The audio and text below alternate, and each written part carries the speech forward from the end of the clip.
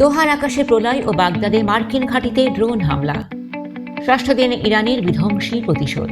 আসসালামু আলাইকুম। আজ 5ই মার্চ, যুদ্ধের আজ ষষ্ঠ দিন। মধ্যপ্রাচ্যের আকাশ এখন আর পাখির নয়, বরং ছেয়ে গেছে ইরানি ড্রোনে।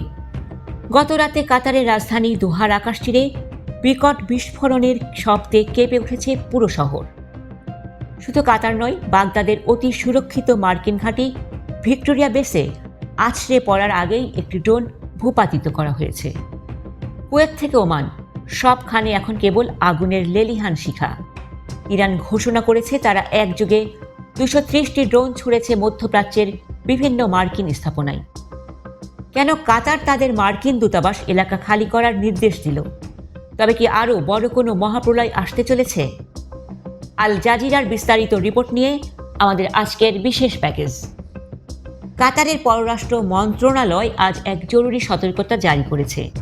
দোহার আকাশে একাধিক মিসাইল ধ্বংস করার সময় বিকট শব্দে কেঁপে ওঠে পুরো শহর।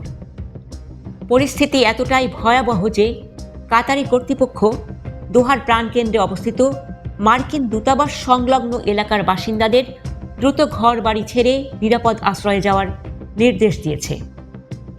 আল জাজিরার জেইন বাসরাভি বলছেন, এই এলাকাটি শহরের হৃৎপিণ্ড, যেখানে শপিং মল থেকে শুরু করে হাজারো পরিবারের বসবাস। মার্কিন দূতাবাসকে লক্ষ্য করে বড় ধরনের হামলার আশঙ্কায় এই নজিরবিহীন পদক্ষেপ নেওয়া হয়েছে। ইরানের বিপ্লবী গার্ড বা আইআরজিসি দম্ভ করে জানিয়েছে, গত 24 ঘন্টায় তারা 231টি ড্রোন ছুড়েছে মার্কিন ঘাঁটিগুলো লক্ষ্য করে। কুয়েতের আলী আল সালেম ঘাঁটি এবং ক্যাম্প আরফিজান এখন ইরানি নিশানায়। বাহরাইন দাবি করেছে, যুদ্ধ শুরুর পর থেকে তারা এ পর্যন্ত 75টি মিসাইল এবং 123টি ড্রোন ধ্বংস করেছে। ওমানের তেলের ট্যাঙ্কারেও আঘাত হেনেছে ইরানি ড্রোন।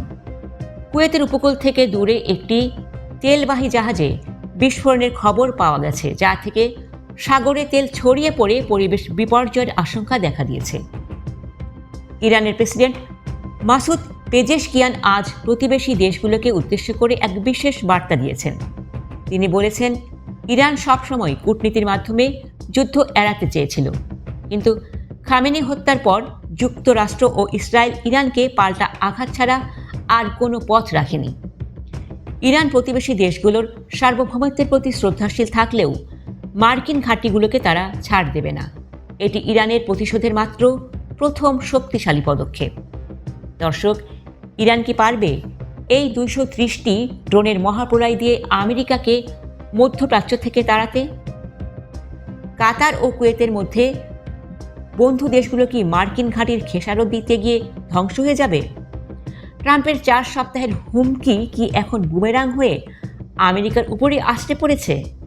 আমরা জানি আপনারা ইরানের এই লড়াইকে গভীর মনোযোগ দিয়ে দেখছেন। আপনার কি মনে হয় ইরান কি প্রতিবেশী দেশগুলোকে রক্ষা করে কেবল মার্কিনীদের তাড়াতে পারবে? কমেন্টে জানান। যুদ্ধের সত্য খবর সবার আগে পেতে ভিডিওটি শেয়ার করুন এবং সাবস্ক্রাইব করে আমাদের সাথেই থাকুন। ধন্যবাদ।